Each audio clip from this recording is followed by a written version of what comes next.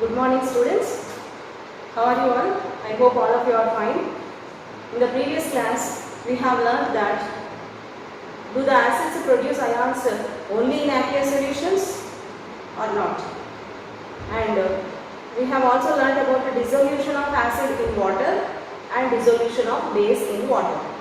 What happens when an acid is dissolved in water and when a base is dissolved in water? What is going to happen?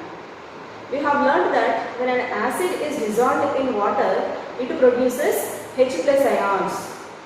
Acid generally contains hydrogen ions in it. When it is mixed with water, it undergoes dissolution and produces H plus ions into water. These H plus ions are immediately surrounded by water molecules and they will be formed as hydronium ions, that is H3O plus ions.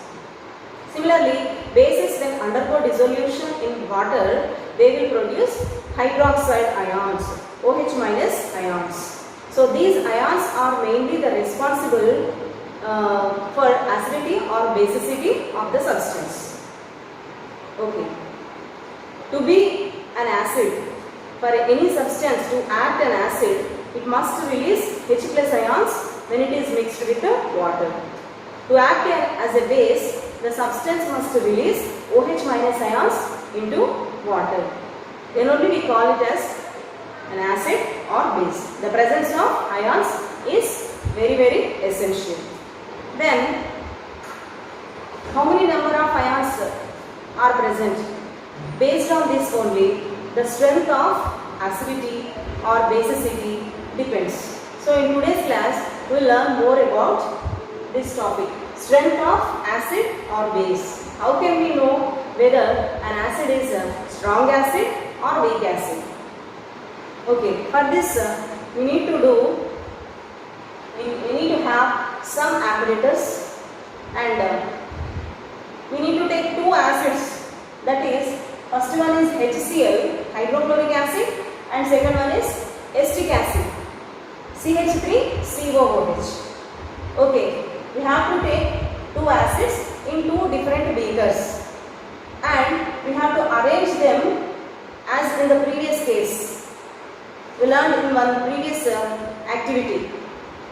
There we have arranged like this. Take hydrochloric acid in a beaker, fill the half of the beaker with hydrochloric acid and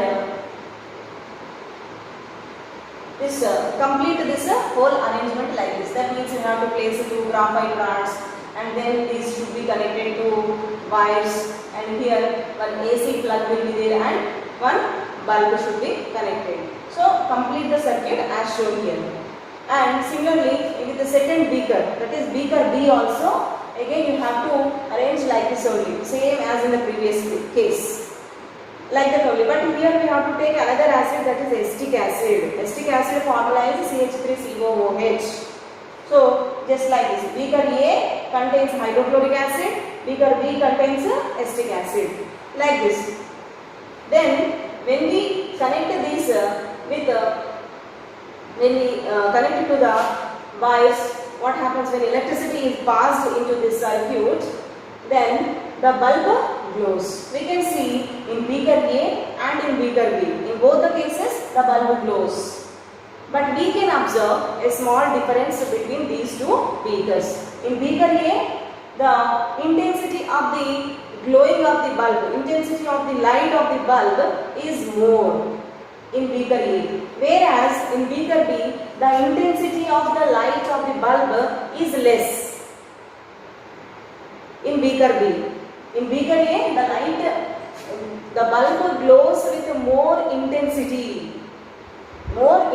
of light.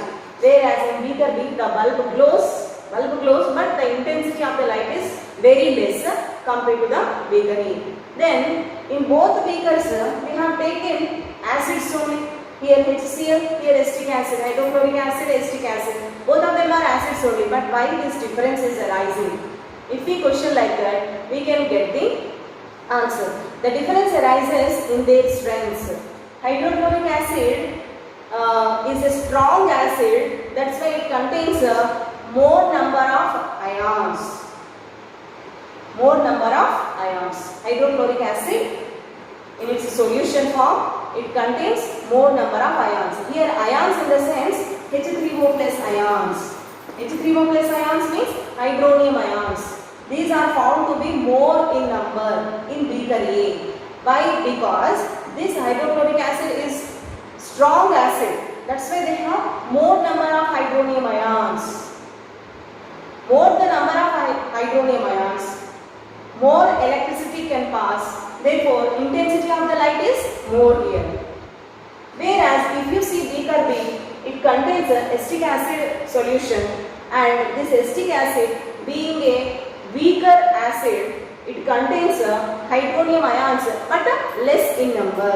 It also contains H3O plus ions, hydronium ions, but less number of ions. Less number of ions. Due to this less number of ions, why it is having less number of ions means because here acetic acid is a weak acid. As it is weak acid, it contains less number of hydronium ions. Therefore, the electricity also passes into the circuit but less. Therefore, the intensity of the bulb also less compared to the first one here. So, by doing this activity, we can know which acid is a strong acid and which acid is a weak acid. The strength of acids can be known by this activity. If the intensity of the glowing bulb is more, it indicates more number of ions. As there are more number of ions, the acid taken in that beaker is more strong acid.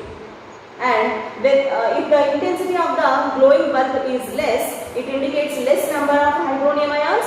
That means the acid taken in that beaker is a weak acid. So acetic acid is a weak acid. Acetic acid is a weak acid, whereas hydrochloric acid is a strong acid. Very, very simple concept. Similarly, we can also test strength of bases just by doing like this only, same activity. Instead of taking acids here, now we have to take bases. Bases here in the beaker A, you take NaOH solution, NaOH AQ. Aqueous solution of NaOH you take in a beaker A, and in beaker B you have to take another base, that is NH4OH, ammonium hydroxide, aqueous solution. Aqueous solution of ammonium hydroxide. Like that, you replace these two acids with these two bases and do the same activity. You will be knowing that you will be getting the result like this. Again, the beaker in which you have taken aqueous NaOH solution, in that beaker only the bulb glows with more intensity. And in another beaker where you have taken aqueous ammonium hydroxide solution, you will be finding that the intensity of the glowing bulb is less. That indicates again ammonium hydroxide is a weak base and sodium hydroxide is a strong base. So like this we will be knowing the strength of acids and bases. Thus, not only like this, we can also know the strength of acids and strength of bases with the help of universal indicator. Universal indicator is an indicator, is a combination of various other indicators. Universal indicator is a mixture of several indicators. Okay, by using universal indicator also we will be knowing the strength of acids and bases, and this universal indicator shows different colors based upon the strength of acids and bases. Here you have to know that strength of acid depends upon the number of hydronium ions. More number of hydronium ions, more will be the strength of the acid. Okay. And you all read the same topic from your textbook, and you can also write some important points. Thank you.